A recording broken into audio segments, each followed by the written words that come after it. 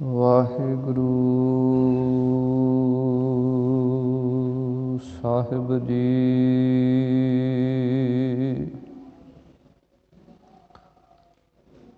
ਇੱਕ ਓੰਕਾਰ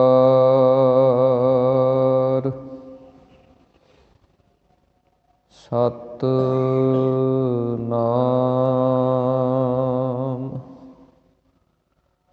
ਕਰਤਾ ਪੁਰਖ ਨਿਰਭਉ ਨਿਰਵੈਰ ਅਕਾਲ ਮੂਰਤ ਅਜੂਨੀ ਸੈਭੰ ਗੁਰ ਪ੍ਰਸਾਦ ਜਪ। ਆਦਿ ਸਚ ਜੁਗਾਦਿ ਸਚ ਹੈ ਭੀ ਸਚ ਨਾਨਕ ਹੋਸੀ ਭੀ ਸਚ। ਰਤਨਾ ਰਤਨ ਪਦਾਰਥ ਬਹੁ ਸਾਗਰ ਭਰਿਆ ਰਾਮ।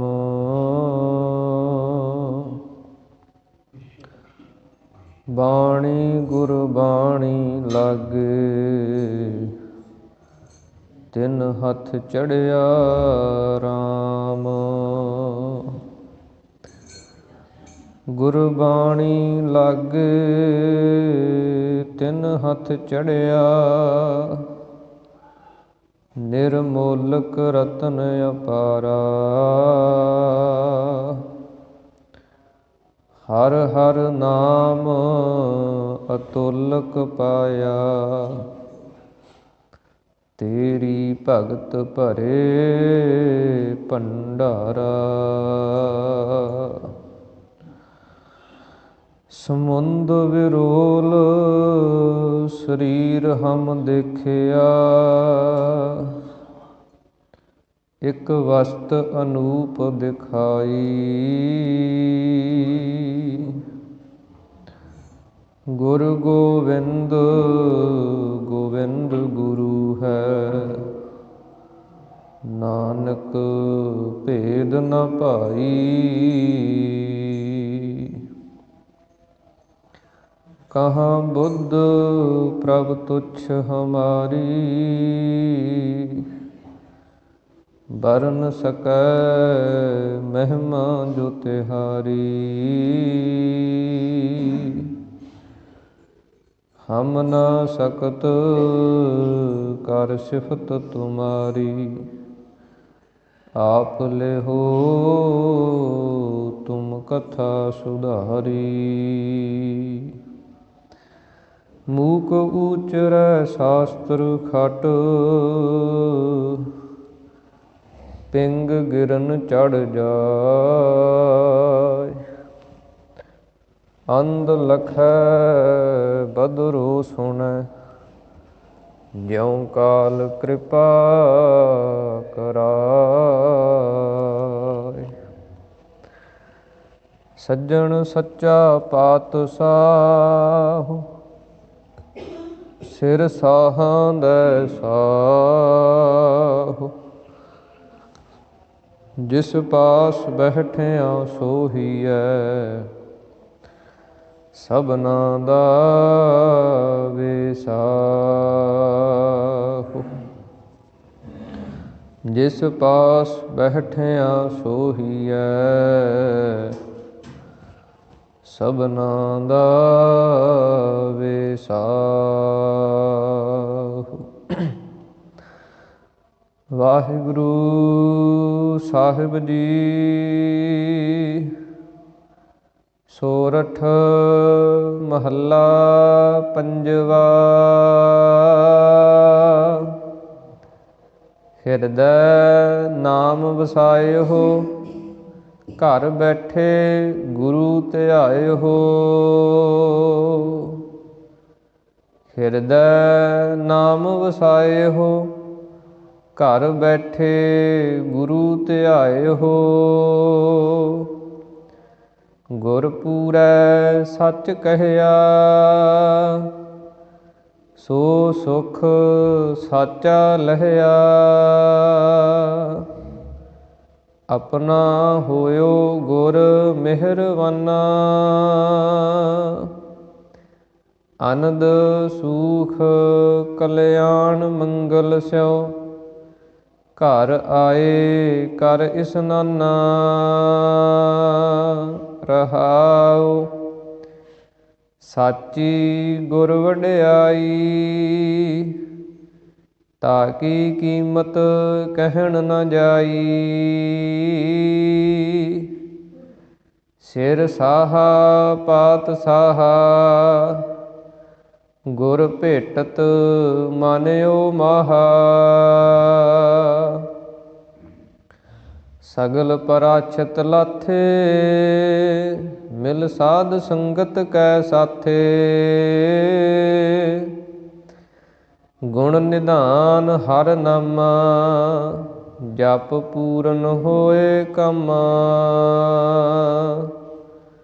ਗੁਰ ਕੀਨੋ ਮੁਕਤ ਦੁਆਰਾ, ਸਭ ਸ੍ਰਿਸ਼ਟ ਕਰੈ ਜੈਕਾਰਾ। ਨਾਨਕ ਪ੍ਰਭ ਮੇਰੈ ਸਾਥੇ, ਜਨਮ ਮਰਨ ਭੈ ਲਾਥੇ। ਨਾਨਕ ਪ੍ਰਭ ਮੇਰੈ ਸਾਥੇ, ਜਨਮ ਮਰਨ ਭੈ ਲਾਥੇ। ਸੋਰਠ ਮਹੱਲਾ ਪੰਜਵਾ। ਹਿਰਦੈ ਨਾਮ ਵਸਾਇਓ, ਘਰ ਬੈਠੇ ਗੁਰੂ ਧਿਆਇਓ। ਵਾਹਿਗੁਰੂ ਜੀ ਕਾ ਖਾਲਸਾ, ਵਾਹਿਗੁਰੂ ਜੀ ਕੀ ਫਤਿਹ। ਸਤਿਗੁਰਾਂ ਦੀ ਸਾਜੀ ਨਵਾਜੀ ਹੋਈ ਪਰਮ ਸਨਮਾਨ ਅਤੇ ਸਤਿਕਾਰਯੋਗ ਗੁਰੂ ਰੂਪ ਗੁਰੂ ਸਰੂਪ ਖਾਲਸਾ ਸਾਧ ਸੰਗਤ ਜੀਓ। ਅੰਤਰਜਾਮੀ ਗਰੀਬ ਨਵਾਜ ਅਕਾਲ ਪੁਰਖ ਪਰਮੇਸ਼ਰ ਵਾਹਿਗੁਰੂ ਜੀ ਦੀ ਅਤਿਅੰਤ ਕਿਰਪਾਲਤਾ ਰਹਿਮਤ ਦਾ ਸਦਕਾ ਆਪਾਂ ਸਰਬੱਤਰ ਗੁਰਸਿੱਖ ਮਾਈ ਭਾਈ ਦਸਾਂ ਪਾਤਸ਼ਾਹੀਆਂ ਦੀ ਆਤਮਿਕ ਜੋਤ, ਚਵਰ ਛਤਰ ਤਖਤ ਦੇ ਮਾਲਕ,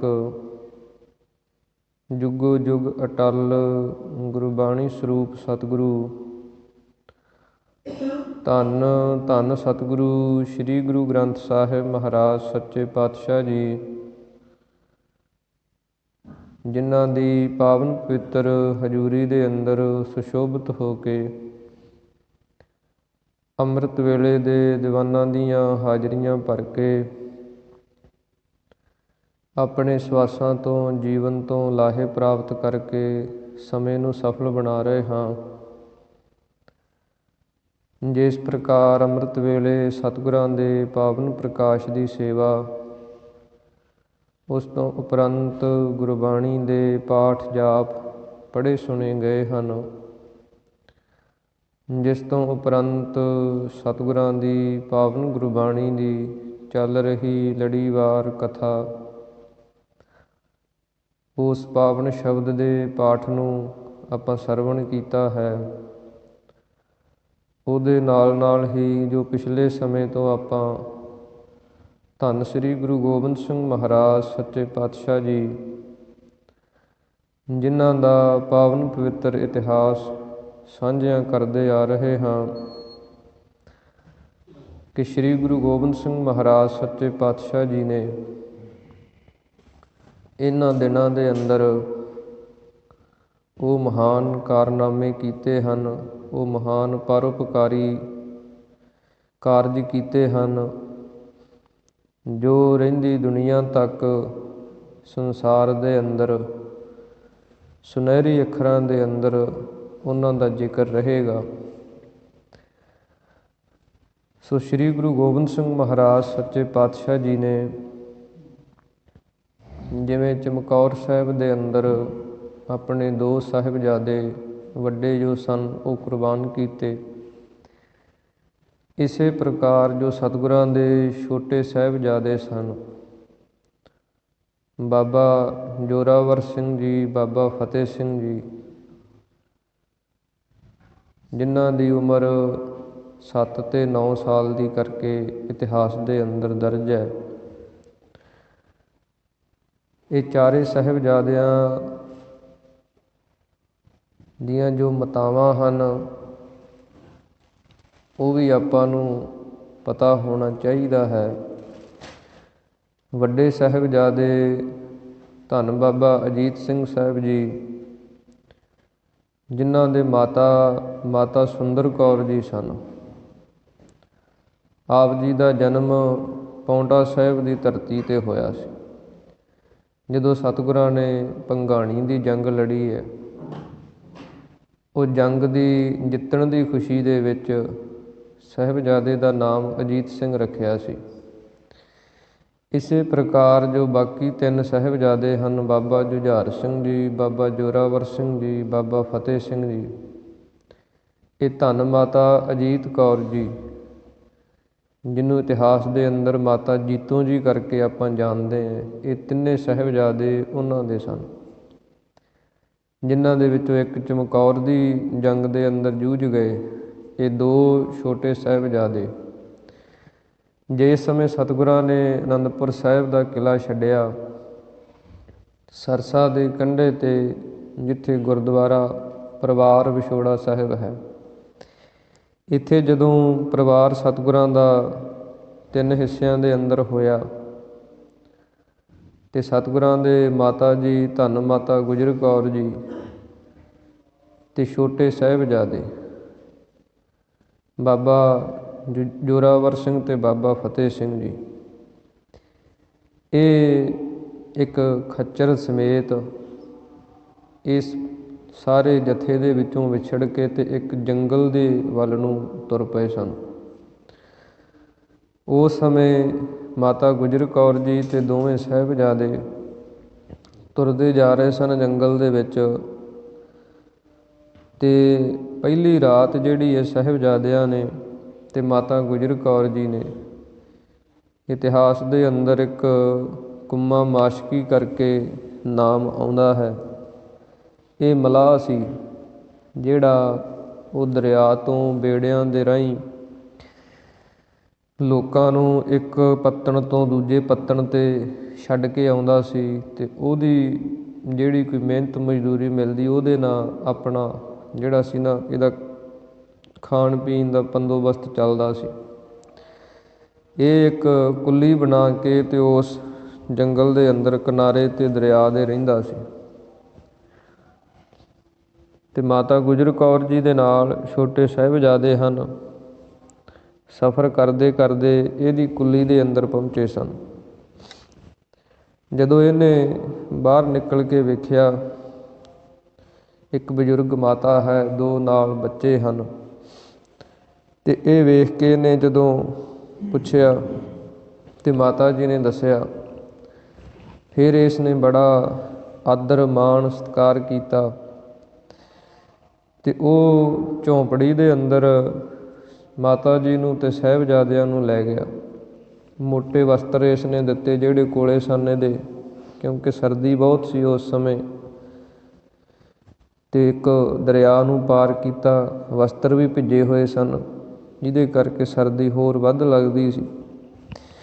ਇਸ ਪ੍ਰਕਾਰ ਇਹਨੇ ਰਾਤ ਦੇ ਸਮੇਂ ਬੜੀ ਸੇਵਾ ਕੀਤੀ, ਅਤੇ ਉਹਦੇ ਨੇੜੇ ਹੀ ਕਿਸੇ ਮਾਈ ਦਾ ਘਰ ਸੀ ਜਿੱਥੇ ਇਹਦਾ ਆਉਣ ਜਾਣ ਸੀ। ਉਹ ਬਜ਼ੁਰਗ ਮਾਤਾ ਜਿਹਦਾ ਨਾਮ ਮਾਤਾ ਲక్ష్ਮੀ ਕਰਕੇ ਆਉਂਦਾ, ਉਹਦੇ ਘਰ ਦੇ ਅੰਦਰ ਇਹ ਗਿਆ। ਉੱਥੋਂ ਜਾ ਕੇ ਸਾਹਿਬਜ਼ਾਦਿਆਂ ਵਾਸਤੇ ਪ੍ਰਸ਼ਾਦਾ ਜਿੱਦਾਂ ਦਾ ਇਹਦੇ ਕੋਲੋਂ ਹੋ ਸਕਿਆ ਇਹ ਲੈ ਕੇ ਆਇਆ,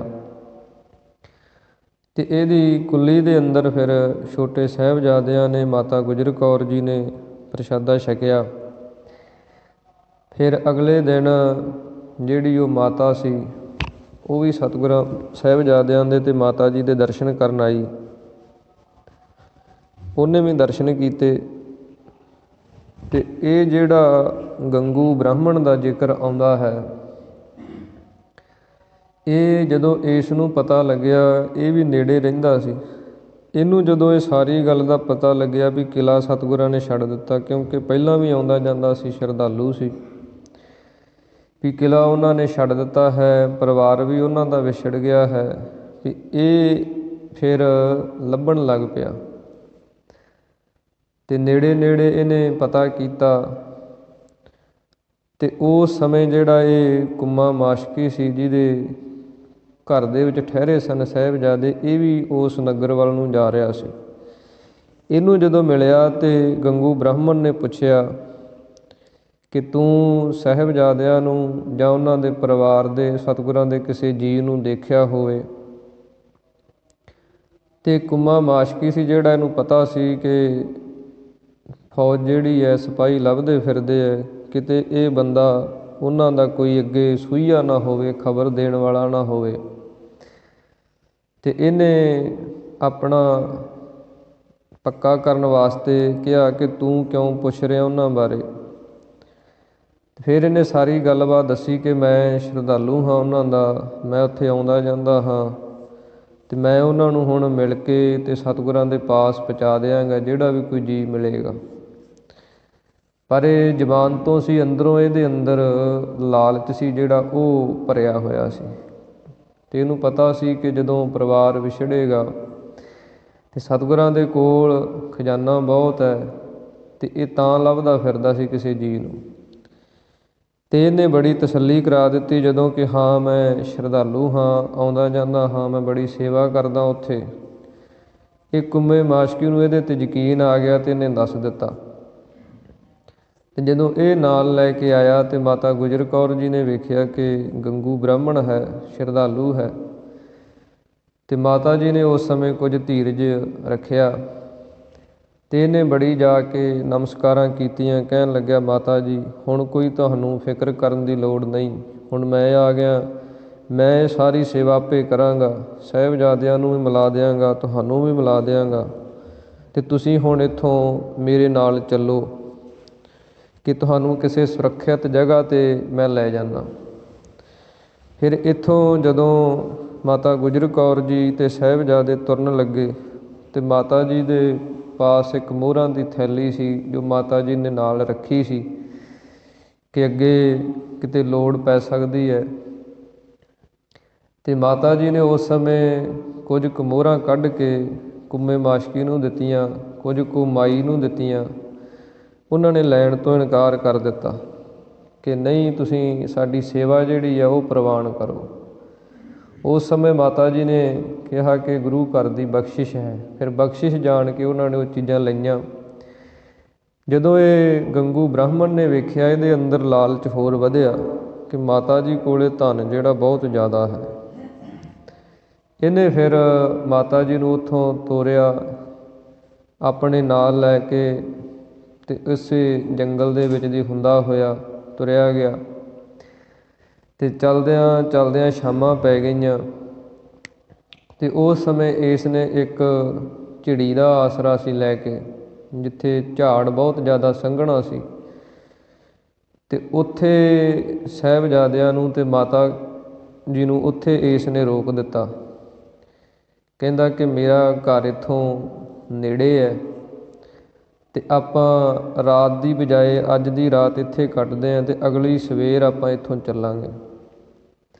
ਉਸ ਸਮੇਂ ਫਿਰ ਜਿਹੜੀ ਦੂਸਰੀ ਰਾਤ ਸੀ, ਉਹ ਮਾਤਾ ਗੁਜਰ ਕੌਰ ਜੀ ਨੇ ਤੇ ਸਾਹਿਬਜ਼ਾਦਿਆਂ ਨੇ ਉਸ ਝਿੜੀ ਦੇ ਅੰਦਰ, ਉਸ ਝਾੜ ਦੇ ਅੰਦਰ ਕੱਟੀ, ਜਿੱਥੇ ਬਹੁਤ ਛੋਟਾ ਜਿਹਾ ਅਸਥਾਨ ਹੁਣ ਬਣਿਆ ਹੋਇਆ, ਜਿਹਦਾ ਨਾਮ ਗੁਰਦੁਆਰਾ ਐਮਾ ਸਾਹਿਬ ਕਰਕੇ ਆਉਂਦਾ, ਕਿਉਂਕਿ ਉਹਦੇ ਨੇੜੇ ਇੱਕ ਫਕੀਰ ਦੀ ਕੁੱਲੀ ਸੀ, ਕੋਈ ਸਾਧੂ ਰਹਿੰਦਾ ਸੀ।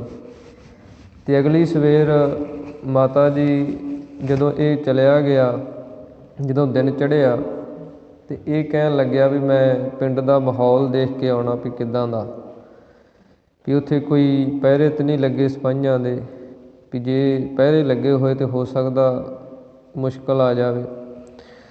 ਇਹ ਫਿਰ ਉੱਥੇ ਚਲਿਆ ਗਿਆ ਅਤੇ ਇੱਧਰ ਜਿਹੜਾ ਮਾਤਾ ਜੀ ਸਨ ਉੱਥੇ ਇੱਕ ਫਕੀਰ ਦੀ ਕੁੱਲੀ ਸੀ ਅਤੇ ਇਹ ਸ਼ਾਮਾਂ ਤੱਕ ਨਹੀਂ ਮੁੜਿਆ। ਉਡੀਕਦਿਆਂ ਫਿਰ ਮਾਤਾ ਜੀ ਉਹਦੀ ਕੁੱਲੀ ਵੱਲ ਜਦੋਂ ਗਏ ਅਤੇ ਉਹ ਇੱਕ ਸਾਧੂ ਸੀ, ਫਕੀਰ ਸੀ, ਉਹਨੇ ਬੜੀ ਸੇਵਾ ਕੀਤੀ ਮਾਤਾ ਜੀ ਦੀ। ਜਦੋਂ ਉਸਨੇ ਪੁੱਛਿਆ ਕਿ ਇੱਥੇ ਕੀ ਕਰਦੇ ਹੋ, ਕਿਵੇਂ ਬੈਠੇ ਹੋ, ਅਤੇ ਮਾਤਾ ਜੀ ਨੇ ਸੁਭਾਏ ਕਹਿ ਦਿੱਤਾ ਕਿ ਐਵੇਂ ਹੀ ਬੈਠੇ ਹਾਂ। ਉਹ ਇਸੇ ਬਚਨ ਤੋਂ ਹੀ ਉਹਦਾ ਅਸਥਾਨ ਦਾ ਨਾਮ ਐਮਾ ਸਾਹਿਬ ਕਰਕੇ ਹੈ। ਸੋ ਉੱਥੇ ਜਦੋਂ ਸ਼ਾਮਾਂ ਪੈ ਗਈਆਂ, ਫਿਰ ਸ਼ਾਮਾਂ ਦੇ ਸਮੇਂ ਇਹ ਗੰਗੂ ਬ੍ਰਾਹਮਣ ਆਇਆ। ਇਹ ਫਿਰ ਮਾਤਾ ਜੀ ਨੂੰ ਅਤੇ ਸਾਹਿਬਜ਼ਾਦਿਆਂ ਨੂੰ ਆਪਣੇ ਘਰ ਲੈ ਕੇ ਗਿਆ। ਫਿਰ ਇਹ 7 ਅਤੇ 8 ਇਹ 2 ਰਾਤਾਂ ਜਿਹੜੀਆਂ ਸਾਹਿਬਜ਼ਾਦਿਆਂ ਨੇ, ਪਹਿਲੀ ਕੁੰਮੇ ਮਾਸ਼ਕੀ ਦੇ ਘਰ ਦੇ ਅੰਦਰ, ਦੂਜੀ ਇੱਕ ਝਿੜੀ ਦੇ ਅੰਦਰ, ਤੀਸਰੀ ਰਾਤ ਇਹਦੇ ਘਰ ਪਹੁੰਚੇ ਸਨ। ਇਹਨੇ ਫਿਰ ਆਪਣੇ ਜਦੋਂ ਲਾਲਚੀ ਬਿਰਤੀ ਇਹਦੀ ਬਣੀ ਹੋਈ ਸੀ, ਅੰਦਰ ਲਾਲਚ ਸੀ ਇਹਦੇ ਕਿ ਕਿਸੇ ਨਾ ਕਿਸੇ ਤਰੀਕੇ ਦੇ ਨਾਲ ਧਨ ਜਿਹੜਾ ਉਹ ਲਿਆ ਜਾਏ।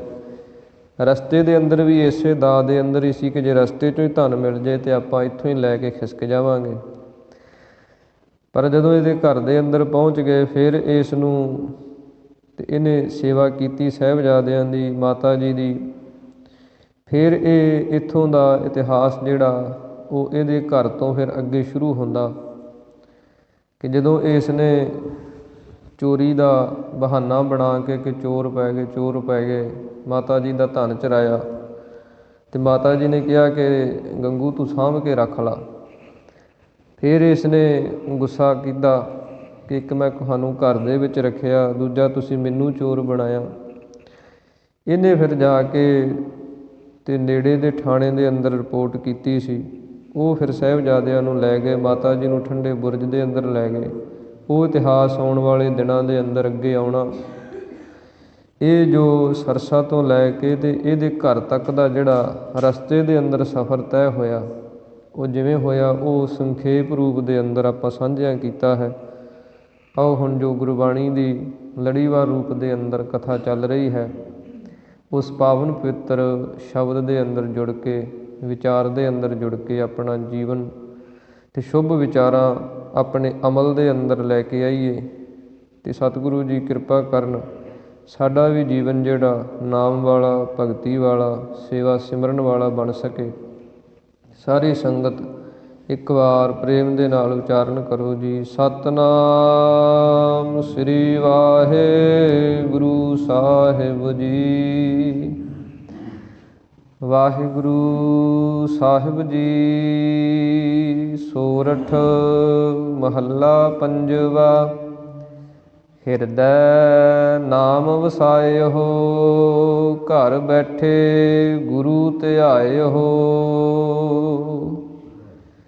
ਸੋਰਠ ਰਾਗ ਦੇ ਅੰਦਰ ਪੰਚਮ ਪਾਤਸ਼ਾਹ ਧੰਨ ਸ੍ਰੀ ਗੁਰੂ ਅਰਜਨ ਦੇਵ ਮਹਾਰਾਜ ਸੱਚੇ ਪਾਤਸ਼ਾਹ ਜੀ ਇਹ ਪਾਵਨ ਸ਼ਬਦ ਉਚਾਰਨ ਕਰਦੇ ਹਨ, ਜਿਸ ਦੇ ਅੰਦਰ ਸਤਿਗੁਰੂ ਜੀ ਉਪਦੇਸ਼ ਬਖਸ਼ਿਸ਼ ਕਰਦੇ ਹਨ।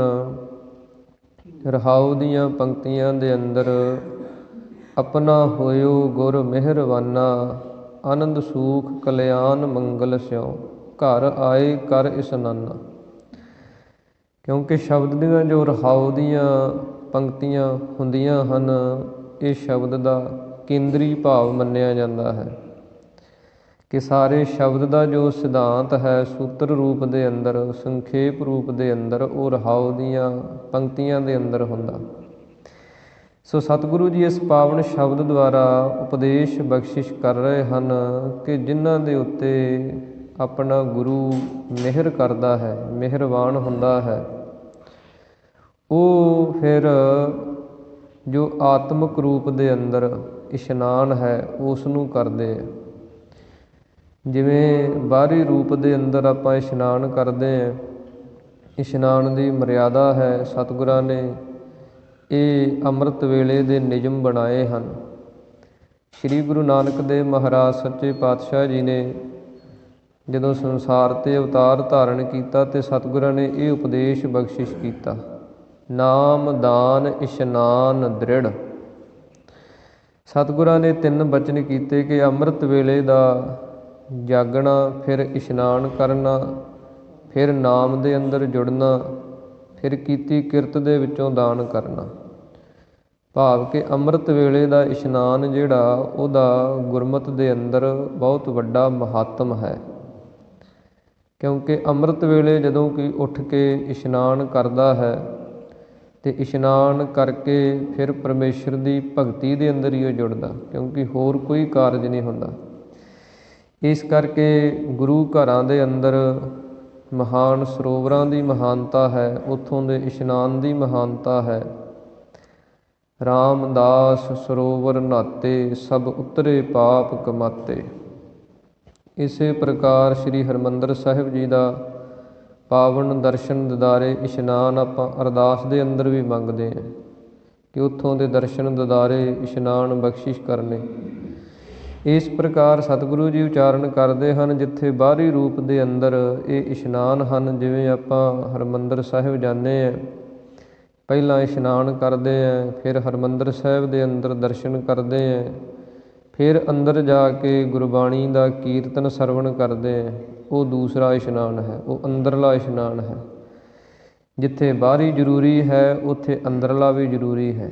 ਦੋਹੇ ਹੀ ਸਤਿਗੁਰਾਂ ਨੇ ਗੁਰਮਤਿ ਦੇ ਅੰਦਰ ਪ੍ਰਵਾਨਨੀਕ ਮੰਨੇ ਹਨ। ਇਸ ਕਰਕੇ ਸਤਿਗੁਰੂ ਜੀ ਉਚਾਰਨ ਕਰਦੇ ਹਨ ਕਿ ਜਿਨ੍ਹਾਂ ਨੇ ਅੰਤਰ ਆਤਮੇ ਦਾ ਇਸ਼ਨਾਨ ਕੀਤਾ ਹੈ, ਉਹ ਆਪਣੇ ਘਰ ਦੇ ਅੰਦਰ, ਆਪਣਾ ਜੋ ਅਸਲੀ ਟਿਕਾਣਾ ਹੈ, ਨਿੱਜ ਘਰ ਹੈ, ਆਪਣੀ ਆਤਮਿਕ ਅਵਸਥਾ ਹੈ, ਉਹਦੇ ਅੰਦਰ ਆ ਜਾਂਦੇ ਹੈ ਅਤੇ ਉੱਥੇ ਉਹਨਾਂ ਨੂੰ ਆਨੰਦ ਸੁਖ ਕਲਿਆਣ ਮੰਗਲ ਸਿਉ, ਆਨੰਦ ਦੀ ਪ੍ਰਾਪਤੀ ਹੁੰਦੀ ਹੈ, ਸੁਖ ਦੀ ਪ੍ਰਾਪਤੀ ਹੁੰਦੀ ਹੈ, ਕਲਿਆਣ ਫਿਰ ਮੁਕਤੀ ਜਿਹੜੀ ਉਹਦੀ ਪ੍ਰਾਪਤੀ ਹੁੰਦੀ ਹੈ। ਜਿਵੇਂ ਸਤਿਗੁਰੂ ਗੁਰੂ ਨਾਨਕ ਪਾਤਸ਼ਾਹ ਮਹਾਰਾਜ ਜੀ ਦੀ ਆਪਾਂ ਜਪਜੀ ਸਾਹਿਬ ਦੀ ਬਾਣੀ ਪੜ੍ਹਦੇ ਹਾਂ, ਉਹਦੇ ਅੰਦਰ ਬਚਨ ਹਨ, ਅੰਤਰਗਤ ਤੀਰਥ ਮਲ ਨਹਾਓ। ਸਤਿਗੁਰੂ ਜੀ ਕਹਿੰਦੇ ਹਨ ਕਿ ਅੰਤਰਗਤ ਤੀਰਥ, ਅੰਦਰ ਵੀ ਇੱਕ ਤੀਰਥ ਹੈ, ਜਿੱਥੇ ਮਲ ਮਲ ਕੇ ਅਸੀਂ ਨਹਾਉਣਾ ਹੈ ਅਤੇ ਮਨ ਦੀ ਜਿਹੜੀ ਮੈਲ ਹੈ ਉਸ ਨੂੰ ਲਾਹੁਣਾ ਹੈ। ਜਿਵੇਂ ਬਾਹਰੀ ਰੂਪ ਦੇ ਅੰਦਰ ਆਪਾਂ ਸਰੀਰ ਨੂੰ ਸਵਾਰਦੇ ਹੈ, ਮਿੱਟੀ ਘੱਟਾ ਸਰੀਰ ਦਾ ਲਾਹੁਣੇ ਹੈ, ਬੜੇ ਤਰੀਕਿਆਂ ਦੇ ਨਾਲ ਇਹਨੂੰ ਸਾਫ ਸੁਥਰਾ ਬਣਾਉਣੇ ਹੈ, ਉਸੇ ਤਰ੍ਹਾਂ ਹੀ ਸਾਡੇ ਮਨ ਦੀ ਮੈਲ ਹੈ। ਜਨਮ ਜਨਮ ਕੀ ਇਸ ਮਨ ਕੋ ਮਲ ਲਾਗੀ, ਕਾਲਾ ਹੋਆ ਸਿਆਹੋ, ਖੰਨਲੀ ਧੋਤੀ ਉਜਲੀ ਨਾ ਹੋਵਈ, ਜੇ ਸੋ ਧੋਵਣ ਪਾਹੋ।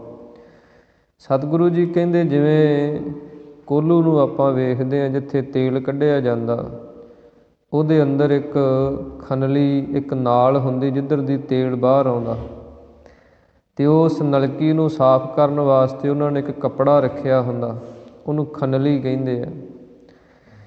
ਕਿ ਉਹ ਜਿਹੜਾ ਕੱਪੜਾ ਹੁੰਦਾ ਨਾ, ਉਹ ਇੰਨਾ ਠੰਡਾ, ਇੰਨਾ ਕਾਲਸ ਵਾਲਾ ਬਣ ਜਾਂਦਾ, ਇੰਨਾ ਮੈਲਾ ਬਣ ਜਾਂਦਾ। ਫਿਰ ਉਹਨੂੰ ਜਦੋਂ ਉਹ ਧੋਂਦੇ ਹੈ ਅਤੇ ਉਹ ਬੜੇ ਤਰੀਕੇ ਦੇ ਨਾਲ ਤੱਤੇ ਪਾਣੀ 'ਚ ਪਾ ਕੇ, ਸਰਫ ਪਾ ਕੇ, ਸਾਬਣ ਲਾ ਕੇ ਅਤੇ ਇੱਕ ਜੁਗਤੀ ਦੁਆਰਾ ਉਹਨੂੰ ਧੋਂਦੇ ਹੈ, ਅਤੇ ਫਿਰ ਉਹ ਕੱਪੜਾ ਜਿਹੜਾ ਸਾਫ਼ ਹੁੰਦਾ। ਇਸੇ ਤਰ੍ਹਾਂ ਹੀ ਸਤਿਗੁਰੂ ਜੀ ਕਹਿੰਦੇ ਸਾਡਾ ਮਨ ਜਿਹੜਾ, ਉਹਦੇ 'ਤੇ ਮੈਲ ਹੈ, ਉਹਦੇ 'ਤੇ ਮਲੀਨਤਾ ਹੈ, ਉਹਦੇ 'ਤੇ ਔਗਣਾਂ ਦੀ, ਵਿਕਾਰਾਂ ਦੀ ਮੈਲ ਚੜ੍ਹੀ ਹੋਈ ਹੈ। ਉਹਨੂੰ ਧੋਣ ਵਾਸਤੇ ਵੀ ਸਤਿਗੁਰੂ ਜੀ ਕਹਿੰਦੇ ਫਿਰ ਪਰਮੇਸ਼ਰ ਦਾ ਨਾਮ, ਅਤੇ ਨਾਮ ਦੇ ਅੰਦਰ ਪਰਮੇਸ਼ਰ ਦੇ ਨਾਲ ਪ੍ਰੇਮ, ਇਹ ਸਹਾਈ ਹੁੰਦਾ। ਜਪਜੀ ਸਾਹਿਬ ਦੇ ਅੰਦਰ ਹੀ ਆਪਾਂ ਪੜ੍ਹਦੇ ਹਾਂ, ਭਰੀਐ ਹੱਥ ਪੈਰ ਤਨ ਦੇਹ, ਪਾਣੀ ਧੋਤੈ ਉੱਤਰ ਸੋ ਖੇਹ, ਮੂਤ ਪਲੀਤੀ ਕੱਪੜ ਹੋਏ, ਦੇ ਸਾਬੂਨ ਲਈਐ ਉਹ ਧੋਏ।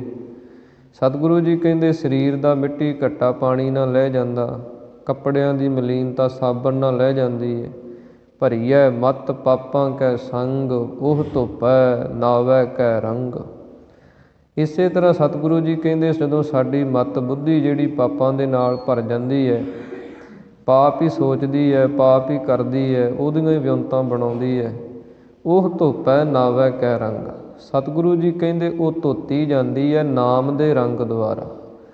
ਜਦੋਂ ਕੋਈ ਨਾਮ ਨੂੰ ਜਪਣ ਲੱਗ ਜਾਂਦਾ, ਨਾਮ ਦਾ ਅਭਿਆਸ ਕਰਨ ਲੱਗ ਜਾਂਦਾ, ਫਿਰ ਸਤਿਗੁਰੂ ਜੀ ਕਹਿੰਦੇ ਉਹ ਮਨ ਦਾ ਇਸ਼ਨਾਨ ਹੈ। ਅਤੇ ਉਹ ਮਨ ਦਾ ਇਸ਼ਨਾਨ ਕਰਨ ਵਾਲੇ ਜਿਹੜੇ ਗੁਰਸਿੱਖ ਹਨ, ਜੀਵ ਹਨ, ਉਹਨਾਂ ਨੂੰ ਇਹ ਪ੍ਰਾਪਤੀ ਹੁੰਦੀ ਹੈ। ਇਸ ਕਰਕੇ ਸਤਿਗੁਰੂ ਜੀ ਇਸ ਪਾਵਨ ਸ਼ਬਦ ਦੇ ਅੰਦਰ ਬਚਨ ਕਰਦੇ ਹਨ, ਹਿਰਦੈ ਨਾਮ ਵਸਾਇਓ, ਘਰ ਬੈਠੇ ਗੁਰੂ ਧਿਆਇਓ। ਸਤਿਗੁਰੂ ਜੀ ਕਹਿੰਦੇ ਆਪਣੇ ਹਿਰਦੇ ਦੇ ਅੰਦਰ ਪਰਮੇਸ਼ਰ ਦੇ ਨਾਮ ਨੂੰ ਵਸਾਉਣਾ ਕਰੋ। ਵਸਾਉਣ ਤੋਂ ਭਾਵ ਹੈ ਕਿ ਅੱਠੇ ਪਹਿਰ ਹਰ ਸਮੇਂ ਅੰਦਰ ਪਰਮੇਸ਼ਰ ਦਾ ਨਾਮ ਜਿਹੜਾ ਉਹ ਟਿਕਿਆ ਰਵੇ। ਜਿੱਥੇ ਸਾਡੇ ਮਨ ਦੇ ਅੰਦਰ ਬਾਕੀ ਦੀਆਂ ਚੀਜ਼ਾਂ ਟਿਕੀਆਂ ਹੋਈਆਂ, ਕਾਮ, ਕ੍ਰੋਧ, ਲੋਭ, ਮੋਹ, ਹੰਕਾਰ, ਈਰਖਾ, ਨਿੰਦਿਆ, ਚੁਗਲੀ, ਝੂਠ, ਇਹ ਦੋ ਤਰ੍ਹਾਂ ਦੀਆਂ ਸ਼ਕਤੀਆਂ ਹਨ ਜੋ ਸਾਡੇ ਅੰਦਰ ਹਨ। ਇੱਕ ਨੂੰ ਦੈਵੀ ਸ਼ਕਤੀਆਂ ਕਹਿੰਦੇ ਆ, ਇਸੇ ਪ੍ਰਕਾਰ ਇੱਕ ਨੂੰ ਆਸੁਰੀ ਸ਼ਕਤੀਆਂ ਕਹਿੰਦੇ ਆ। ਜਿਹੜੀਆਂ ਚੰਗੀਆਂ ਹਨ, ਨਾਮ ਜਪਣਾ, ਬਾਣੀ ਪੜ੍ਹਨੀ, ਸੇਵਾ ਕਰਨੀ, ਸਿਮਰਨ ਕਰਨਾ, ਸੱਤ ਰੱਖਣਾ, ਸੰਤੋਖ ਰੱਖਣਾ, ਇਸੇ ਤਰ੍ਹਾਂ ਧੀਰਜ ਰੱਖਣਾ, ਸ਼ਾਂਤੀ ਰੱਖਣੀ, ਇਹ ਦੈਵੀ ਗੁਣਾਂ ਦੀ ਸੰਪਤਾ ਹੈ। ਚੰਗੇ ਗੁਣ ਅੰਦਰ ਵਸਾਉਣੇ। ਜਿਵੇਂ ਇੱਕ ਘਰ ਆਪਾਂ ਵੇਖਦੇ ਹਾਂ, ਜੇ ਉਹਦੇ ਅੰਦਰ ਸਫਾਈ ਹੈ, ਉਹਦੇ ਅੰਦਰ ਵਸੋਂ ਹੈ, ਉਹਦੇ ਅੰਦਰ ਚੀਜ਼ਾਂ ਦੀ ਤਰਤੀਬ ਹੈ, ਉਹ ਘਰ ਸੋਹਣਾ ਲੱਗਦਾ। ਦੂਜੇ ਬੰਨੇ ਜੇ ਉਸੇ ਘਰ ਦੇ ਅੰਦਰ ਕੋਈ ਸਲੀਕਾ ਨਹੀਂ ਰਹਿਣ ਦਾ, ਕੋਈ ਢੰਗ ਤਰੀਕਾ ਨਹੀਂ ਹੈ, ਅਤੇ ਉਸ ਘਰ ਨੂੰ ਚੰਗਾ ਨਹੀਂ ਸਮਝਿਆ ਜਾਂਦਾ। ਇਸੇ ਤਰ੍ਹਾਂ ਹੀ ਸਾਡਾ ਹਿਰਦੇ ਰੂਪੀ ਘਰ ਹੈ, ਜਿਹਦੇ ਅੰਦਰ ਜੇ ਤੇ ਚੰਗੇ ਗੁਣ ਟਿਕੇ ਹੋਏ ਹੈ, ਅੰਦਰੋਂ ਭਗਤੀ, ਨਾਮ, ਸੇਵਾ, ਸਿਮਰਨ, ਚੰਗੇ ਗੁਣ ਨਿਕਲਦੇ ਹੈ, ਫਿਰ ਸਤਿਗੁਰੂ ਜੀ ਕਹਿੰਦੇ ਅੰਦਰ ਸਾਡੇ ਨਾਮ ਵਸਦਾ ਹੈ। ਜਿੰਨਾ ਚਿਰ ਸਾਡੇ ਅੰਦਰੋਂ ਔਗਣ ਨਹੀਂ ਜਾਂਦੇ, ਮਾੜੇ ਜਿਹੜੇ ਆਚਰਨ ਹਨ ਉਹ ਨਹੀਂ ਜਾਂਦੇ, ਉਹਨਾਂ ਚਿਰ ਸਤਿਗੁਰੂ ਜੀ ਕਹਿੰਦੇ ਨਾਮ ਨਹੀਂ ਵਸਦਾ। ਫਿਰ ਸਤਿਗੁਰੂ ਜੀ ਕਹਿੰਦੇ ਘਰ ਬੈਠੇ ਗੁਰੂ ਧਿਆਇਓ। ਆਪਣੇ ਇਸ ਹਿਰਦੇ ਰੂਪੀ ਘਰ ਦੇ ਅੰਦਰ ਬੈਠ ਕੇ ਗੁਰੂ ਨੂੰ ਧਿਆਉਣਾ ਕਰ। ਆਪਣੇ ਹਿਰਦੇ ਦੇ ਅੰਦਰ ਉਹ ਪਰਮੇਸ਼ਰ ਦੇ ਨਾਮ ਨੂੰ, ਗੁਰੂ ਨੂੰ ਧਿਆ। ਉਹਨੂੰ ਧਿਆਉਣੇ ਕਰਕੇ ਤੇਰੇ ਹਿਰਦੇ ਦੇ ਅੰਦਰ ਨਾਮ ਜਿਹੜਾ ਉਹ ਵਸੇਗਾ। ਗੁਰ ਪੂਰੈ ਸੱਚ ਕਹਿਆ, ਸੋ ਸੁਖ ਸਾਚਾ ਲਹਿਆ। ਸਤਿਗੁਰੂ ਜੀ ਕਹਿੰਦੇ ਪੂਰੇ ਗੁਰਾਂ ਨੇ ਇਹ ਸੱਚ ਕਹਿਆ ਹੈ। ਇਹ ਸੱਚਾ ਬਚਨ ਜੋ ਤਿੰਨੇ ਕਾਲਾਂ ਦੇ ਅੰਦਰ ਕਦੇ ਝੂਠਾ ਨਹੀਂ ਹੋ ਸਕਦਾ। ਇਹ ਸੱਚਾ ਬਚਨ ਗੁਰੂ ਨੇ ਆਪਣੀ ਰਸਨਾ ਤੋਂ ਉਚਾਰਨ ਕੀਤਾ ਹੈ, ਅਤੇ ਉਹਨਾਂ ਨੇ ਇਹਦੇ ਤੋਂ ਸੁਖ ਪ੍ਰਾਪਤ ਕੀਤਾ ਜਿਨ੍ਹਾਂ ਨੇ ਸਾਚਾ ਲਹਿਆ, ਜਿਨ੍ਹਾਂ ਨੇ ਗੁਰੂ ਦੇ ਕਹੇ ਬਚਨ ਨੂੰ ਸੱਚਾ ਕਰਕੇ ਮੰਨ ਲਿਆ। ਕਿਉਂਕਿ ਗੁਰੂ ਦੇ ਬਚਨ ਸੱਚੇ ਹਨ, ਪਰ ਜਦੋਂ ਆਪਾਂ ਮੰਨਣ ਦੇ ਵਿੱਚ ਲੈ ਆਉਣੇ ਹੈ, ਜਦੋਂ ਉਹਨਾਂ ਬਚਨਾਂ ਨੂੰ ਮੰਨਣ ਲੱਗ ਜਾਂਦੇ ਹਾਂ, ਅਤੇ ਫਿਰ ਸਾਨੂੰ ਸੁਖ ਦੀ ਪ੍ਰਾਪਤੀ ਹੁੰਦੀ ਹੈ। ਇਸੇ ਕਰਕੇ ਸਤਿਗੁਰਾਂ ਨੇ ਸਿੱਖ ਦੀ ਪਰਿਭਾਸ਼ਾ ਹੀ ਇਹ ਦੱਸੀ ਹੈ ਕਿ ਸਿੱਖ ਕਿਸ ਨੂੰ ਆਖਿਆ ਜਾਂਦਾ ਹੈ। ਅਤੇ ਸਤਿਗੁਰੂ ਜੀ ਬਚਨ ਕਰਦੇ ਹਨ, ਆਪਣੇ ਭਾਣੈ ਜੋ ਚੱਲੈ ਭਾਈ, ਵਿਛੜ ਚੋਟਾਂ ਖਾਵੈ। ਸਤਿਗੁਰੂ ਜੀ ਕਹਿੰਦੇ ਸੋ ਸਿੱਖ ਸਖਾ ਬੰਧਪ ਹੈ ਭਾਈ। ਜੇ ਗੁਰ ਕੇ ਭਾਣੇ ਵਿੱਚ ਆਵੈ, ਜਿਹੜਾ ਗੁਰੂ ਦੇ ਭਾਣੇ ਵਿੱਚ ਆ ਜਾਂਦਾ, ਗੁਰੂ ਦੇ ਹੁਕਮ ਦੇ ਵਿੱਚ ਆ ਜਾਂਦਾ, ਉਹੀ ਸਤਿਗੁਰੂ ਜੀ ਕਹਿੰਦੇ ਸਿੱਖ ਹੈ। ਸਿੱਖੀ ਸਿੱਖਿਆ ਗੁਰ ਵਿਚਾਰ। ਗੁਰੂ ਦੀ ਵਿਚਾਰਨ ਨੂੰ ਸਿੱਖਣ ਵਾਲਾ ਹੀ ਸਤਿਗੁਰੂ ਜੀ ਕਹਿੰਦੇ ਸਹੀ ਅਰਥਾਂ ਦੇ ਵਿੱਚ ਸਿੱਖ ਹੈ। ਇਸ ਕਰਕੇ ਜਿਨ੍ਹਾਂ ਦਾ ਗੁਰੂ ਦੇ ਕਹੇ ਹੋਏ ਬਚਨਾਂ 'ਤੇ ਭਰੋਸਾ ਆ ਜਾਂਦਾ, ਉਹਨੂੰ ਮੰਨਣ ਦੇ ਵਿੱਚ ਲੈ ਆਉਂਦੇ ਹੈ, ਉਹ ਸਤਿਗੁਰੂ ਜੀ ਕਹਿੰਦੇ ਐਸੇ ਸੁੱਖ ਦੀ ਪ੍ਰਾਪਤੀ ਕਰ ਲੈਂਦੇ ਹਨ। ਆਪਣਾ ਹੋਇਓ ਗੁਰ ਮਿਹਰਬਾਨਾ। ਸਤਿਗੁਰੂ ਜੀ ਕਹਿੰਦੇ ਜਿਨ੍ਹਾਂ ਦੇ ਉੱਤੇ ਆਪਣੇ ਸਤਿਗੁਰੂ ਸ਼੍ਰੀ ਗੁਰੂ ਨਾਨਕ ਦੇਵ ਮਹਾਰਾਜ ਸੱਚੇ ਪਾਤਸ਼ਾਹ ਜੀ, ਧੰਨ ਗੁਰੂ ਰਾਮਦਾਸ ਮਹਾਰਾਜ ਮਿਹਰਬਾਨ ਹੋ ਗਏ ਹੈ, ਮਿਹਰ ਕਰ ਦਿੱਤੀ ਹੈ। ਆਨੰਦ ਸੂਖ ਕਲਿਆਣ ਮੰਗਲ ਸਿਓ, ਘਰ ਆਏ ਕਰ ਇਸਨਾਨਾ। ਸਤਿਗੁਰੂ ਜੀ ਕਹਿੰਦੇ ਜਦੋਂ ਗੁਰੂ ਨੇ ਮਿਹਰ ਕੀਤੀ, ਰਹਿਮਤ ਕੀਤੀ, ਉਹਨਾਂ ਨੂੰ ਆਨੰਦ ਦੇ ਵਿੱਚ ਉਹ ਚਲੇ ਗਏ। ਆਨੰਦ ਜਿਹੜਾ ਸੰਸਾਰ ਦੇ ਅੰਦਰ ਆਨੰਦ ਸਭ ਕੋ ਕਹੈ, ਆਨੰਦ ਗੁਰੂ ਤੇ ਜਾਣਿਆ। ਆਨੰਦ ਤੇ ਹਰੇਕ ਮਨੁੱਖ ਆਪਣੀ ਜ਼ੁਬਾਨ ਤੋਂ ਕਹਿ ਦਿੰਦਾ ਹੈ। ਜਿਸ ਵਸਤੂ ਦੇ ਵਿੱਚੋਂ ਉਹਨੂੰ ਕੁਝ ਸੁੱਖ ਮਿਲਦਾ, ਜਿਹਦੇ ਵਿੱਚੋਂ ਉਹਨੂੰ ਕੁਝ ਆਨੰਦ ਮਿਲਦਾ, ਉਹ ਕਹਿ ਦਿੰਦਾ ਕਿ ਆਨੰਦ ਆ ਗਿਆ। ਕਿਸੇ ਨੂੰ ਇਸ ਜੀਭ ਦੇ ਸਵਾਦ ਜਿਹੜੇ ਹੈ, ਤਰ੍ਹਾਂ ਤਰ੍ਹਾਂ ਦੇ ਭੋਜਨ ਛਕ ਲਵੇ, ਫਿਰ ਮਨ ਜਿਹੜਾ ਕਹਿ ਉੱਠਦਾ ਕਿ ਆਨੰਦ ਆ ਗਿਆ। ਇਸੇ ਪ੍ਰਕਾਰ ਹੋਰ ਜਿਹੜੇ ਕੋਈ ਵਿਸ਼ੇ ਵਾਸ਼ਨਾ ਭੋਗਣ ਵਾਲੇ ਹੈ, ਉਹ ਕਹਿ ਦਿੰਦੇ ਇਹਦੇ 'ਚ ਬੜਾ ਆਨੰਦ ਹੈ। ਇਸੇ ਤਰ੍ਹਾਂ ਜਿਹੜੇ ਕੋਈ ਅਮਲ ਨੂੰ ਖਾਣ ਵਾਲੇ, ਉਹ ਕਹਿੰਦੇ ਇਹਦੇ 'ਚ ਬੜਾ ਆਨੰਦ ਹੈ। ਪਰ ਸਤਿਗੁਰੂ ਜੀ ਕਹਿੰਦੇ ਅਸਲੀ ਆਨੰਦ ਤੇ ਗੁਰੂ ਤੋਂ ਹੀ ਜਾਣਿਆ ਜਾਂਦਾ ਹੈ। ਉਹ ਆਨੰਦ ਜਿਹੜਾ ਕਦੇ ਖਤਮ ਨਹੀਂ ਹੁੰਦਾ, ਜਿਹੜਾ ਕਦੇ ਟੁੱਟਦਾ ਨਹੀਂ ਹੈ। ਕਿਉਂਕਿ ਆਨੰਦ ਵੀ ਵਿਦਵਾਨਾਂ ਨੇ ਇੱਕ ਬ੍ਰਹਮਾਨੰਦ ਹੈ, ਇੱਕ ਭਜਨਾਨੰਦ ਹੈ, ਇੱਕ ਵਿਸ਼ਿਆਨੰਦ ਹੈ। ਵਿਸ਼ਿਆਂ ਦਾ ਆਨੰਦ ਹੈ, ਉਹਦੇ ਵਿੱਚੋਂ ਵੀ ਸੁੱਖ ਮਿਲਦਾ, ਪਰ ਥੋੜ੍ਹੇ ਸਮੇਂ ਦਾ। ਉਹਦੇ ਬਾਅਦ ਫਿਰ ਜੀਵ ਨੂੰ ਦੁੱਖ ਜਿਹੜਾ ਉਹ ਵੇਖਣਾ ਪੈਂਦਾ। ਇਸੇ ਤਰ੍ਹਾਂ ਭਜਨਾ ਆਨੰਦ ਹੈ, ਭਜਨ ਦਾ ਆਨੰਦ ਹੈ। ਕਈ ਵਾਰ ਜਦੋਂ ਮਨੁੱਖ ਬਾਣੀ ਪੜ੍ਹਨ ਲੱਗ ਜਾਂਦਾ ਜਾਂ ਸਿਮਰਨ ਕਰਨ ਲੱਗ ਜਾਂਦਾ, ਉਹ ਕਹਿੰਦਾ ਵੀ ਜਿੰਨਾ ਚਿਰ ਬਾਣੀ ਪੜ੍ਹਦੇ ਹਾਂ, ਜਿੰਨਾ ਚਿਰ ਨਾਮ ਜਪਦੇ, ਉਨਾ ਚਿਰ ਤਾਂ ਆਨੰਦ ਰਹਿੰਦਾ, ਖੇੜਾ ਜਿਹਾ ਰਹਿੰਦਾ। ਉਦੋਂ ਬਾਅਦ ਫਿਰ ਉਹੀ ਕੁਝ ਮਨ ਜਿਹੜਾ ਫਿਰ ਉੱਧਰ ਚਲਿਆ ਜਾਂਦਾ। ਉਹ ਸਤਿਗੁਰੂ ਜੀ ਕਹਿੰਦੇ ਭਜਨ ਦਾ ਆਨੰਦ ਹੈ। ਇਸੇ ਤਰ੍ਹਾਂ ਬ੍ਰਹਮਾਨੰਦ ਹੈ। ਬ੍ਰਹਮਾਨੰਦ ਜਿਹੜਾ ਹੈ ਉਹ ਕਦੇ ਖਤਮ ਨਹੀਂ ਹੁੰਦਾ, ਉਹਦੇ 'ਚ ਕਦੇ ਘਾਟਾ ਨਹੀਂ ਹੁੰਦਾ। ਜਿਸ ਦੇ ਅੰਦਰ ਰੱਬ ਦੇ ਪਿਆਰੇ ਰਹਿੰਦੇ ਹੈ, ਅੱਠੇ ਪਹਿਰ ਉਸ ਆਨੰਦ ਦੇ ਵਿੱਚ ਰਹਿੰਦੇ ਹੈ। ਵਿਦਵਾਨਾਂ ਨੇ ਹੋਰ ਸੌਖਾ ਸਮਝਾਉਣ ਵਾਸਤੇ, ਜਿਵੇਂ ਇੱਕ ਘੜੇ ਦਾ ਪਾਣੀ ਹੈ, ਇੱਕ ਬਰਸਾਤੀ ਨਾਲੇ ਦਾ ਪਾਣੀ ਹੈ, ਇੱਕ ਦਰਿਆ ਸਮੁੰਦਰ ਵੱਡਾ ਹੈ।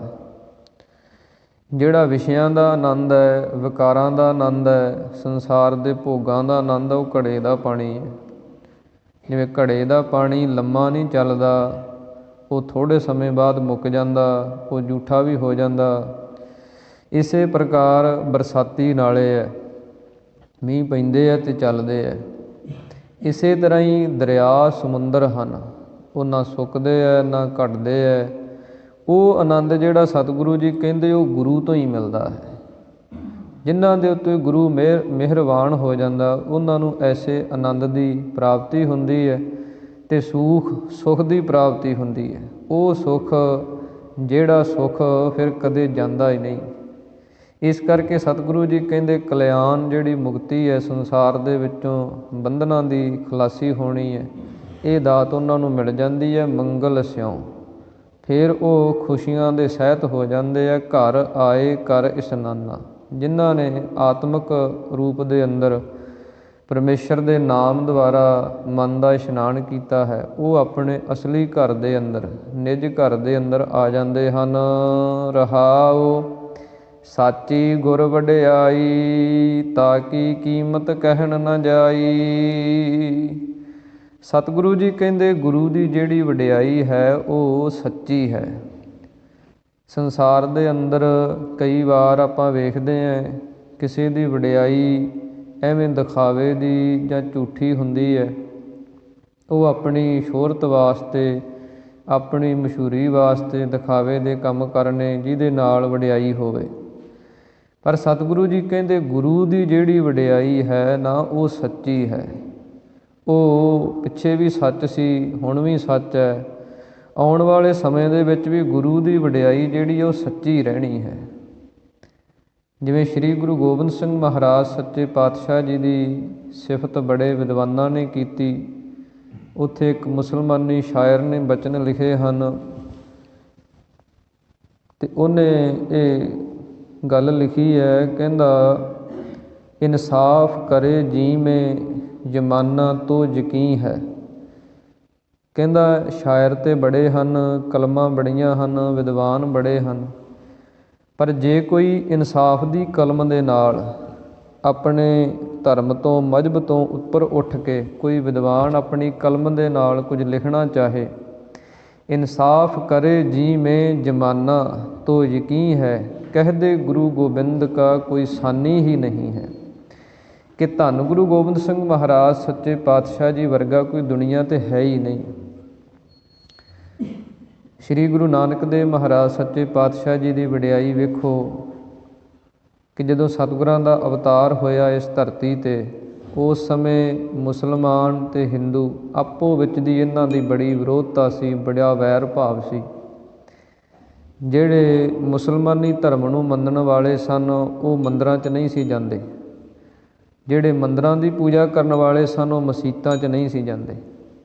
ਪਰ ਧੰਨ ਗੁਰੂ ਨਾਨਕ ਪਾਤਸ਼ਾਹ ਮਹਾਰਾਜ ਦੀ ਵਡਿਆਈ ਵੇਖੋ ਕਿ ਸਤਿਗੁਰੂ ਨੇ ਜਦੋਂ ਉਪਦੇਸ਼ ਬਖਸ਼ਿਸ਼ ਕੀਤਾ ਅਤੇ ਸਤਿਗੁਰਾਂ ਨੂੰ ਜਿਹੜੇ ਹਿੰਦੂ ਸਨ ਉਹ ਕਹਿਣ ਲੱਗ ਪਏ ਕਿ ਸਾਡਾ ਗੁਰੂ ਹੈ, ਮੁਸਲਮਾਨ ਕਹਿਣ ਲੱਗ ਪਏ ਕਿ ਨਹੀਂ ਇਹ ਸਾਡਾ ਪੀਰ ਹੈ। ਭਾਵ ਕਿ ਦੋਹੇ ਹੀ ਗੁਰੂ ਨਾਨਕ ਦੇਵ ਮਹਾਰਾਜ ਦੇ ਨਾਲ ਜੁੜ ਗਏ। ਇਹ ਕਿੱਡੀ ਵੱਡੀ ਵਡਿਆਈ ਹੈ ਸਤਿਗੁਰਾਂ ਦੇ ਅੰਦਰ। ਅਤੇ ਸਤਿਗੁਰਾਂ ਨੇ ਦੋਹਾਂ ਨੂੰ ਉਪਦੇਸ਼ ਬਖਸ਼ਿਸ਼ ਕੀਤਾ। ਇਹ ਵੀ ਨਹੀਂ ਆਖਿਆ ਕਿ ਸਾਡੇ ਸਿੱਖ ਬਣ ਜਾਓ ਫਿਰ ਉਪਦੇਸ਼ ਦਿਆਂਗੇ। ਸਤਿਗੁਰੂ ਜੀ ਕਹਿੰਦੇ ਜੇ ਤੂੰ ਮੁਸਲਮਾਨ ਹੀ ਬਣਨਾ ਹੈ ਤਾਂ ਇੱਦਾਂ ਦਾ ਬਣ, ਜੇ ਨਮਾਜ਼ਾਂ ਹੀ ਪੜ੍ਹਨੀਆਂ ਤਾਂ ਇੱਦਾਂ ਦੀਆਂ ਪੜ੍ਹ, ਜੇ ਤੂੰ ਹਿੰਦੂ ਹੀ ਬਣਨਾ ਹੈ ਤਾਂ ਇੱਦਾਂ ਦਾ ਬਣ, ਜੇ ਤੂੰ ਜਨੇਊ ਹੀ ਪਾਉਣਾ ਹੈ ਤਾਂ ਆਹ ਪਾ। ਸਤਿਗੁਰਾਂ ਨੇ ਉਹ ਜਿਹੜੇ ਉਹਨਾਂ ਦੇ ਅੰਦਰ ਜਿਹੜੇ ਚੱਲਦੇ ਸਨ ਪਖੰਡ ਦੇ ਕਰਮ ਉਹ ਦੂਰ ਕੀਤੇ, ਉਹਨਾਂ ਨੂੰ ਹੀ ਉਹਨਾਂ ਦੇ ਧਰਮ ਦੁਆਰਾ ਉਪਦੇਸ਼ ਬਖਸ਼ਿਸ਼ ਕੀਤਾ। ਇਹ ਸੱਚੇ ਗੁਰਾਂ ਦੀ ਵਡਿਆਈ ਜਿਹੜੀ ਹੈ ਇਹ ਜੁਗਾਂ ਜੁਗਾਂ ਦੇ ਅੰਦਰ ਸੱਚੀ ਹੈ, ਤਾਂ ਕਿ ਕੀਮਤ ਕਹਿਣ ਨਾ ਜਾਈ। ਸਤਿਗੁਰੂ ਜੀ ਕਹਿੰਦੇ ਐਸੇ ਸਤਿਗੁਰੂ ਦੀ ਜਿਹੜੀ ਕੀਮਤ ਹੈ ਨਾ ਉਹ ਕੋਈ ਕਹਿ ਨਹੀਂ ਸਕਦਾ, ਬਿਆਨ ਨਹੀਂ ਕੀਤੀ ਜਾ ਸਕਦੀ। ਗੁਰੂ ਦੀ ਵਡਿਆਈ ਜਿਹੜੀ ਹੈ ਉਹਦੀ ਕੋਈ ਕੀਮਤ ਅਦਾ ਨਹੀਂ ਕਰ ਸਕਦਾ, ਕੋਈ ਤਾਰ ਨਹੀਂ ਸਕਦਾ। ਜੋ ਜੋ ਮਹਾਨ ਪਰਉਪਕਾਰ ਸਤਿਗੁਰਾਂ ਨੇ ਸਾਡੇ ਉੱਤੇ ਕੀਤੇ ਹੈ ਉਹਨਾਂ ਨੂੰ ਕੋਈ ਵੀ ਇਹ ਸੰਸਾਰ ਦੇ ਅੰਦਰ ਕਵੇ ਵੀ ਮੈਂ ਤਾਰ ਦੂੰ, ਉਹਦੀ ਕੀਮਤ ਦੇ ਦੂੰ, ਦੇ ਨਹੀਂ ਸਕਦਾ। 4 ਸਾਹਿਬਜ਼ਾਦੇ ਸਤਿਗੁਰਾਂ ਨੇ ਵਾਰ ਦਿੱਤੇ, ਕੁਰਬਾਨ ਕਰ ਦਿੱਤੇ ਇਸ ਹਿੰਦੁਸਤਾਨ ਦੇ ਉੱਪਰੋਂ, ਇਸ ਦੇਸ਼ ਕੌਮ ਦੇ ਉੱਪਰੋਂ।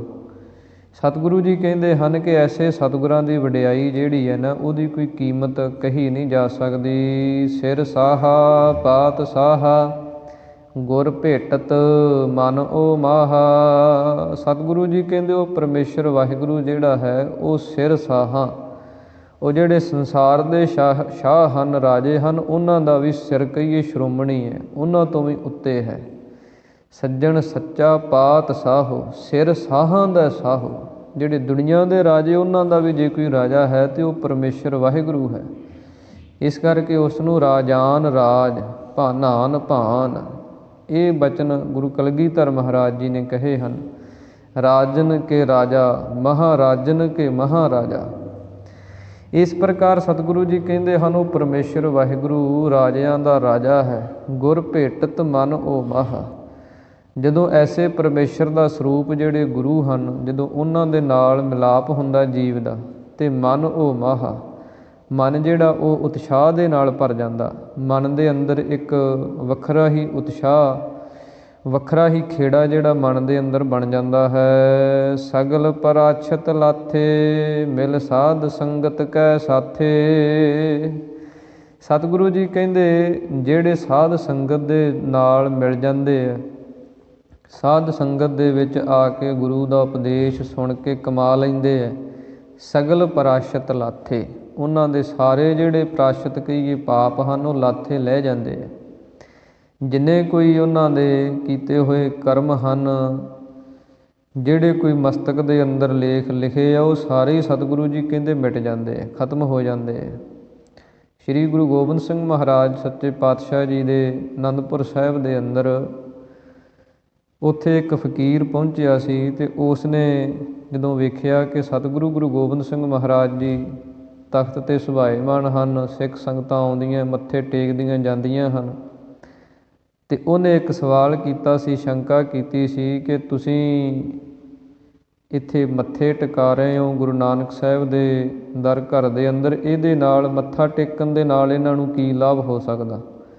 ਜਿੰਨਾ ਚਿਰ ਇਹ ਕੋਈ ਕਮਾਈ ਨਹੀਂ ਕਰਦੇ, ਨਾਮ ਨਹੀਂ ਜਪਦੇ, ਜਾਂ ਜਿਵੇਂ ਤੁਸੀਂ ਕਹਿੰਦੇ ਹੋ ਉਵੇਂ ਨਹੀਂ ਕਰਦੇ, ਫਿਰ ਮੱਥਾ ਟੇਕਣ ਦੇ ਨਾਲ ਇਹਨਾਂ ਨੂੰ ਕੀ ਹੋ ਜੂ? ਇਹ ਤਾਂ ਇੱਕ ਐਵੇਂ ਦਿਖਾਵਾ ਜਿਹਾ ਕਰਦੇ ਆ।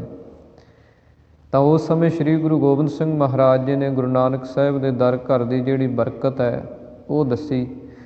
ਸਤਿਗੁਰੂ ਜੀ ਕਹਿਣ ਲੱਗੇ ਫਕੀਰ ਜੀ ਤੁਹਾਨੂੰ ਉੱਤਰ ਦੇ ਦਿੰਦੇ ਆ। ਅਤੇ ਸਤਿਗੁਰਾਂ ਨੇ ਇੱਕ ਕਾਗਜ਼ ਮੰਗਾਇਆ, ਸ਼ਾਹੀ ਮੰਗਾ ਲਈ, ਇੱਕ ਮੋਹਰ ਮੰਗਾ ਲਈ। ਜਦੋਂ ਫਕੀਰ ਨੂੰ ਸਤਿਗੁਰਾਂ ਨੇ ਮੋਹਰ ਦਿਖਾਈ ਤੇ ਸਤਿਗੁਰੂ ਜੀ ਕਹਿੰਦੇ, ਫਕੀਰ ਜੀ ਇਹ ਮੋਹਰ ਦੇ ਅੱਖਰ ਪੜ੍ਹੋ। ਤੇ ਮੋਹਰ ਦੇ ਅੱਖਰ ਪੁੱਠੇ ਹੁੰਦੇ ਹੈ। ਤੇ ਉਹ ਕਹਿਣ ਲੱਗਿਆ ਜੀ ਅੱਖਰ ਪੜ੍ਹੇ ਨਹੀਂ ਜਾਂਦੇ। ਫਿਰ ਸਤਿਗੁਰਾਂ ਨੇ ਸ਼ਾਹੀ ਦੇ ਨਾਲ ਉਹ ਮੋਹਰ ਡੁਬੋ ਕੇ ਕਾਗਜ਼ 'ਤੇ ਲਾਈ। ਜਦੋਂ ਮਹਾਰਾਜ ਕਹਿਣ ਲੱਗੇ ਹੁਣ ਪੜ੍ਹੋ, ਕਹਿੰਦਾ ਜੀ ਹੁਣ ਪੜ੍ਹੇ ਜਾਂਦੇ।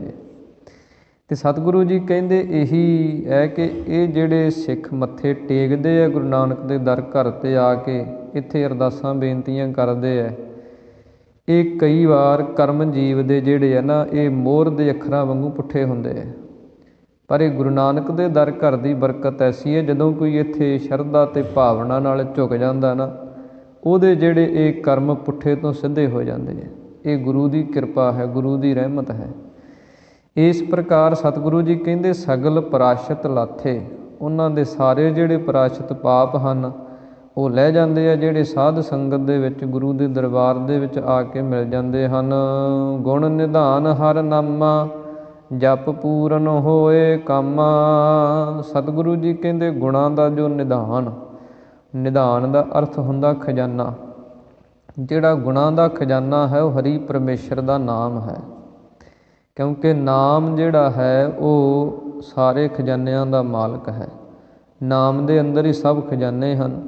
ਇਸ ਕਰਕੇ ਸਤਿਗੁਰੂ ਜੀ ਕਹਿੰਦੇ ਜੋ ਗੁਣਾਂ ਦਾ ਖਜ਼ਾਨਾ ਹੈ, ਖਜ਼ਾਨੇ ਜਿਵੇਂ ਸੋਨੇ ਦੇ ਹੁੰਦੇ ਹੈ, ਇਸੇ ਤਰ੍ਹਾਂ ਹੀਰੇ ਜਵਾਹਰਾਤਾਂ ਦੇ ਹੁੰਦੇ ਹੈ। ਪਰਮੇਸ਼ਰ ਦਾ ਨਾਮ ਗੁਣਾਂ ਦਾ ਖਜ਼ਾਨਾ ਹੈ, ਇਹਦੇ ਅੰਦਰੋਂ ਗੁਣ ਨਿਕਲਦੇ ਹੈ। ਜਿਹੜਾ ਕੋਈ ਇਹ ਨਾਮ ਨੂੰ ਜਪਦਾ ਹੈ ਉਹਦੇ ਅੰਦਰ ਇਹ ਗੁਣ ਆ ਜਾਂਦੇ ਹੈ। ਜਪ ਪੂਰਨ ਹੋਏ ਕੰਮ। ਸਤਿਗੁਰੂ ਜੀ ਕਹਿੰਦੇ ਐਸੇ ਨਾਮ ਨੂੰ ਜਪਣੇ ਕਰਕੇ ਜੀਵ ਦੇ ਸਾਰੇ ਜਿਹੜੇ ਕੰਮ ਹਨ ਉਹ ਪੂਰੇ ਹੋ ਜਾਂਦੇ ਹੈ। ਜਿੰਨੇ ਜੀਵ ਦੇ ਪਰਮਾਰਥ ਦੇ ਕਾਰਜ ਹਨ, ਸੰਸਾਰ ਦੇ ਕਾਰਜ ਹਨ, ਉਹ ਸਭ ਪੂਰੇ ਹੋ ਜਾਂਦੇ ਹਨ। ਗੁਰ ਕੀਨੋ ਮੁਕਤ ਦੁਆਰਾ, ਸਭ ਸ੍ਰਿਸ਼ਟ ਕਰੈ ਜੈਕਾਰਾ। ਸਤਿਗੁਰੂ ਜੀ ਨੇ ਕਹਿੰਦੇ ਹਨ ਕਿ ਜੋ ਮੁਕਤੀ ਦਾ ਦੁਆਰਾ ਕਹੀਏ, ਦਰਵਾਜ਼ਾ ਹੈ। ਜਿਵੇਂ ਕਿਸੇ ਦਰਵਾਜ਼ੇ ਦੇ ਰਾਹੀਂ ਆਪਾਂ ਅੰਦਰ ਦਾਖਲ ਹੁੰਦੇ ਹਾਂ, ਇਸੇ ਤਰ੍ਹਾਂ ਹੀ ਮੁਕਤੀ ਤੱਕ ਪਹੁੰਚਣ ਵਾਸਤੇ, ਇਹ ਜੰਮਣ ਮਰਨ ਦੇ ਬੰਧਨਾਂ ਤੋਂ ਰਹਿਤ ਹੋਣ ਵਾਸਤੇ ਸਤਿਗੁਰੂ ਜੀ ਕਹਿੰਦੇ ਜਿਹੜਾ ਦਰਵਾਜ਼ਾ ਹੈ ਉਹ ਗਿਆਨ ਦਾ ਹੈ, ਉਹ ਨਾਮ ਦਾ ਹੈ। ਗੁਰ ਕੀਨੋ, ਗੁਰੂ ਨੇ ਉਹ ਮੁਕਤੀ ਦਾ ਦਰਵਾਜ਼ਾ ਜਿਹੜਾ ਗਿਆਨ ਹੈ, ਪਰਮੇਸ਼ਰ ਦਾ ਨਾਮ ਹੈ, ਉਹ ਬਖਸ਼ਿਸ਼ ਕਰ ਦਿੱਤਾ। ਅਤੇ ਜਦੋਂ ਇਹ ਸੰਸਾਰ ਤੋਂ ਜੰਮਣ ਮਰਨ ਤੋਂ ਮੁਕਤ ਹੋ ਗਿਆ ਜੀਵ, ਸਭ ਸ੍ਰਿਸ਼ਟ ਕਰੈ ਜੈਕਾਰਾ। ਸਤਿਗੁਰੂ ਜੀ ਕਹਿੰਦੇ ਸਾਰੀ ਸ੍ਰਿਸ਼ਟੀ ਹੀ ਫਿਰ ਉਹਨਾਂ ਦੇ ਜਸ ਨੂੰ ਜੈ ਜੈਕਾਰ ਦੇ ਰੂਪ ਦੇ ਅੰਦਰ ਗਾਉਂਦੀ ਹੈ। ਜਿਵੇਂ ਸਤਿਗੁਰਾਂ ਦੀ ਪਾਵਨ ਬਾਣੀ ਦੇ ਬਚਨ ਹਨ, ਹਰ ਮਨ ਤਨ ਵਸਿਆ ਸੋਈ, ਜੈ ਜੈਕਾਰ ਕਰੇ ਸਭ ਕੋਈ। ਉਹਨਾਂ ਦੀ ਜੈ ਜੈਕਾਰ ਸੰਸਾਰ ਦੇ ਅੰਦਰ ਸਦਾ ਹੀ ਹੁੰਦੀ ਹੈ, ਜਿਨ੍ਹਾਂ ਦੇ ਅੰਦਰ ਪਰਮੇਸ਼ਰ ਦਾ ਨਾਮ ਵਸ ਗਿਆ। ਨਾਨਕ ਪ੍ਰਭ ਮੇਰਾ ਸਾਥੇ, ਜਨਮ ਮਰਨ ਭੈ ਲਾਥੇ। ਸ੍ਰੀ ਗੁਰੂ ਅਰਜਨ ਦੇਵ ਮਹਾਰਾਜ ਸੱਚੇ ਪਾਤਸ਼ਾਹ ਜੀ ਗੁਰੂ ਨਾਨਕ ਸਾਹਿਬ ਮਹਾਰਾਜ ਦੇ ਨਾਮ ਦੀ ਮੋਹਰ ਛਾਪ ਲਾ ਕੇ ਸ਼ਬਦ ਦੀ ਸੰਪੂਰਨਤਾ ਕਰਦੇ ਹਨ। ਪ੍ਰਭ ਮੇਰਾ ਸਾਥੇ, ਜਿਹੜੇ ਸਾਡੇ ਪ੍ਰਭੂ ਪਰਮੇਸ਼ਰ ਦੇ ਸਾਥੇ ਕਹੀਏ ਨਾਲ ਰਲ ਗਏ ਹੈ, ਉਹਦੇ ਨਾਮ ਸਿਮਰਨ ਦੇ ਵਿੱਚ ਜੁੜ ਗਏ ਹੈ। ਜਨਮ ਮਰਨ ਭੈ ਲਾਥੇ, ਜੰਮਣ ਅਤੇ ਮਰਨ ਦਾ ਜਿਹੜਾ ਭੈ ਡਰ ਸੀ ਇਹ ਉਹਨਾਂ ਦਾ ਲਾਥੇ ਕਹੀਏ ਲੈ ਗਿਆ, ਕਿਉਂਕਿ ਜੰਮਣ ਅਤੇ ਮਰਨ ਦਾ ਬਹੁਤ ਵੱਡਾ ਦੁੱਖ ਹੈ ਅਤੇ ਬਹੁਤ ਵੱਡਾ ਡਰ ਹੈ। ਕਿਉਂਕਿ ਸਭ ਤੋਂ ਵੱਡਾ ਦੁੱਖ ਹੀ ਇਹ ਮੰਨਿਆ ਜਨਮਣ ਅਤੇ ਮਰਨ ਦਾ। ਜਿਵੇਂ ਭਗਤਾਂ ਦਾ, ਜਦੋਂ ਆਪਾਂ ਭਗਤਾਂ ਦੀ ਬਾਣੀ ਪੜ੍ਹਦੇ ਹਾਂ ਅਤੇ ਭਗਤਾਂ ਨੇ ਵੀ ਇਸ ਦੁੱਖ ਨੂੰ ਦੁੱਖ ਕਰਕੇ ਮੰਨਿਆ। ਚਾਹੇ ਭਗਤ ਕਬੀਰ ਸਾਹਿਬ ਜੀ ਨੂੰ ਬੜੇ ਗੰਗਾ 'ਚ ਵੀ ਸੁੱਟਿਆ, ਪਰ ਭਗਤ ਜੀ ਨੇ ਦੁੱਖ ਨਹੀਂ ਮੰਨਿਆ। ਭਗਤ ਨਾਮਦੇਵ ਜੀ ਨੂੰ ਹਾਥੀ ਅੱਗੇ ਸੁੱਟਿਆ, ਉੱਥੇ ਵੀ ਉਹਨਾਂ ਦੁੱਖ ਨਹੀਂ ਮੰਨਿਆ। ਭਗਤ ਰਵਿਦਾਸ ਜੀ ਦੇ ਨਾਲ ਸਮੇਂ ਦੇ ਲੋਕਾਂ ਨੇ ਕੀ ਕੁਝ ਕੀਤਾ, ਉਹਨਾਂ ਵੀ ਦੁੱਖ ਨਹੀਂ ਮੰਨਿਆ। ਪਰ ਇੱਕ ਐਸੀ ਇਹ ਜਿਹੜਾ ਦੁੱਖ ਹੈ ਜੰਮਣ ਅਤੇ ਮਰਨ ਦਾ, ਇੱਥੇ ਭਗਤਾਂ ਨੇ ਕਿਹਾ ਇੱਕ ਦੁੱਖ ਰਾਮ ਰਾਏ ਕੱਟ ਹੋ ਮੇਰਾ, ਅਗਨ ਦਹੈ ਅਰ ਗਰਭ ਬਸੇਰਾ। ਕਿ ਇਹ ਜਿਹੜਾ ਦੁੱਖ ਹੈ ਪਰਮੇਸ਼ਰ ਵਾਹਿਗੁਰੂ ਤੂੰ ਸਾਡਾ ਕੱਟ ਦੇ। ਅਗਨ ਦਹੈ, ਅੱਗ ਦੇ ਵਿੱਚ ਸੜਨਾ, ਸੜਨ ਤੋਂ ਭਾਵ ਕਿ ਬੰਦਾ ਮਰ ਕੇ ਸੜਦਾ, ਭਾਵ ਕਿ ਮਰਨਾ। ਅਤੇ ਗਰਭ ਬਸੇਰਾ, ਗਰਭ ਦੇ ਵਿੱਚ ਆਉਣਾ ਭਾਵ ਕਿ ਜਨਮ। ਜੰਮਣ ਅਤੇ ਮਰਨ ਦਾ ਜਿਹੜਾ ਦੁੱਖ ਹੈ ਇਹ ਸਤਿਗੁਰੂ ਜੀ ਕਹਿੰਦੇ ਬੜਾ ਵੱਡਾ ਹੈ। ਇਹ ਜਿਹੜਾ ਡਰ ਹੈ ਇਹ ਵੀ ਉਹਨਾਂ ਦਾ ਲੈ ਜਾਂਦਾ ਹੈ, ਇਹਦੇ ਤੋਂ ਵੀ ਉਹ ਮੁਕਤ ਹੋ ਜਾਂਦੇ ਹੈ। ਜਨਮ ਮਰਨ ਦੋਹੂ ਮੈਂ ਨਾਹੀ, ਇਹ ਦੋਵਾਂ ਤੋਂ ਰਹਿਤ ਹੋ ਜਾਂਦੇ ਆ ਜਿਨ੍ਹਾਂ ਦੇ ਅੰਦਰ ਪਰਮੇਸ਼ਰ ਦਾ ਨਾਮ, ਗੁਰੂ ਦੀ ਸਿੱਖਿਆ ਘਰ ਕਰ ਜਾਂਦੀ ਹੈ। ਜਿਹੜੇ ਉਸ ਸਿੱਖਿਆ ਨੂੰ ਅਮਲੀ ਰੂਪ ਦੇ ਅੰਦਰ ਲੈ ਆਉਂਦੇ ਆ ਅਤੇ ਪਰਮੇਸ਼ਰ ਦੇ ਨਾਮ ਦਾ ਅਭਿਆਸ ਕਰਦੇ ਆ, ਉਹਨਾਂ ਨੂੰ ਇਹ ਦਾਤਾਂ, ਇਹ ਬਖਸ਼ਿਸ਼ਾਂ ਸਤਿਗੁਰੂ ਜੀ ਕਹਿੰਦੇ ਪ੍ਰਾਪਤ ਹੁੰਦੀਆਂ ਹਨ। ਇਹ ਪਾਵਨ ਪਵਿੱਤਰ ਉਪਦੇਸ਼, ਪਾਵਨ ਪਵਿੱਤਰ ਵਿਚਾਰਾਂ ਧੰਨ ਸ੍ਰੀ ਗੁਰੂ ਅਰਜਨ ਦੇਵ ਮਹਾਰਾਜ ਸੱਚੇ ਪਾਤਸ਼ਾਹ ਜੀ ਨੇ ਬਖਸ਼ਿਸ਼ ਕੀਤੀਆਂ ਹਨ, ਜਿਸ ਦੇ ਨਾਲ ਹੀ ਇਹ ਸ਼ਬਦ ਦੀ ਸੰਪੂਰਨਤਾ ਹੋਈ ਹੈ। ਜੋ ਨਿਯਤ ਕੀਤਾ ਹੋਇਆ ਸਮਾਂ ਸੀ ਅੱਜ ਦੀ ਤਰੀਕ ਤੱਕ, ਉਹ ਵੀ ਸੰਪੂਰਨ ਹੋਇਆ ਹੈ। ਸਤਿਗੁਰੂ ਜੀ ਕਿਰਪਾ ਕਰਨ, ਆਪ ਸੰਗਤ ਨੇ ਬੜੀ ਮਹਾਨ ਕਿਰਪਾ ਕੀਤੀ। ਸਾਰੀ ਸੰਗਤ ਦਾ, ਪ੍ਰਬੰਧਕ ਕਮੇਟੀ ਦਾ, ਗੁਰੂ ਘਰ ਦੇ ਵਜ਼ੀਰ ਗ੍ਰੰਥੀ ਸਾਹਿਬਾਨ ਜੀ ਦਾ ਧੰਨਵਾਦ, ਜਿਨ੍ਹਾਂ ਨੇ ਇਹ ਸਮਾਂ ਬਖਸ਼ਿਸ਼ ਕੀਤਾ, ਸਮਾਂ ਬਣਾਇਆ ਅਤੇ ਆਪਾਂ ਰਲ ਮਿਲ ਕੇ ਸਤਿਗੁਰਾਂ ਦੀ ਪਾਵਨ ਗੁਰਬਾਣੀ ਦਾ, ਗੁਰੂ ਕੇ ਪਾਵਨ ਪਵਿੱਤਰ ਇਤਿਹਾਸ ਦਾ ਆਨੰਦ ਮਾਣਿਆ। ਵਿਚਾਰਾਂ ਕਰਦਿਆਂ ਤੋਂ, ਇਤਿਹਾਸ ਸਰਵਣ ਕਰਾਉਂਦਿਆਂ ਤੋਂ ਹੋਈਆਂ ਬੇਅੰਤ ਭੁੱਲਾਂ ਗੁਰੂ ਅਤੇ ਗੁਰੂ ਕੀ ਸੰਗਤ ਬਖਸ਼ਣ ਯੋਗ ਹੈ। ਸ਼ਬਦ ਗੁਰੂ ਕਾ ਜਾਣ ਕੇ, ਸਿੱਖਿਆ ਗੁਰੂ ਕੀ ਜਾਣ ਕੇ ਸਭ ਨੇ ਹਿਰਦੇ 'ਚ ਵਸਾਉਣੀ, ਜਿਸ ਕਰਕੇ ਆਪਣਾ ਜਿਹੜਾ ਸਮਾਂ ਹੈ, ਜੀਵਨ ਹੈ, ਉਹ ਸਫਲ ਹੋਵੇ।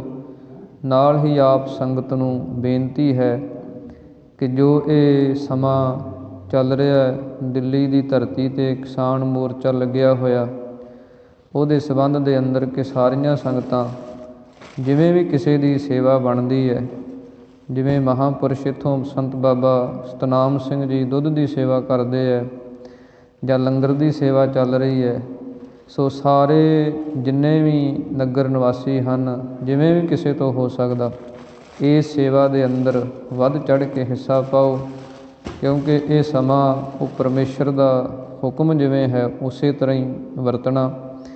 ਸੋ ਸਤਿਗੁਰਾਂ ਨੇ ਆਪਾਂ ਨੂੰ ਉਪਦੇਸ਼ ਬਖਸ਼ਿਸ਼ ਕੀਤੇ ਆ ਸੇਵਾ ਦੇ, ਸਿਮਰਨ ਦੇ, ਪਰਉਪਕਾਰ ਦੇ। ਇਸ ਕਰਕੇ ਇਹ ਪਰਉਪਕਾਰ ਦੇ ਕਾਰਜ, ਸੇਵਾ ਅਤੇ ਸਿਮਰਨ ਦੇ ਕਾਰਜ ਆਪਾਂ ਨੂੰ ਵੱਧ ਚੜ੍ਹ ਕੇ ਕਰਨੇ ਚਾਹੀਦੇ ਹਨ, ਜਿਸ ਕਰਕੇ ਆਪਣਾ ਜੀਵਨ, ਆਪਣਾ ਸਮਾਂ, ਆਪਣੀ ਜਿਹੜੀ ਪੂੰਜੀ ਹੈ ਉਹ ਸਫਲੀ ਹੁੰਦੀ ਹੈ, ਗੁਰੂ ਲੇਖੇ ਲੱਗਦੀ ਹੈ। ਇਸ ਕਰਕੇ ਇੰਨੀਆਂ ਬੇਨਤੀਆਂ ਆਪ ਸੰਗਤ ਨੇ ਪ੍ਰਵਾਨ ਕਰਨੀਆਂ ਜੀ। ਆਓ ਹੁਣ ਅਖੀਰਲੀਆਂ ਪੰਕਤੀਆਂ ਪੜ੍ਹ ਕੇ ਇੱਥੇ ਹੀ ਸਮਾਪਤੀ ਕਰੀਏ ਜੀ।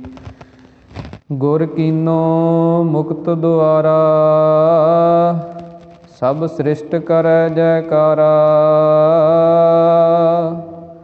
ਨਾਨਕ ਪ੍ਰਭ ਮੇਰੈ ਸਾਥੇ,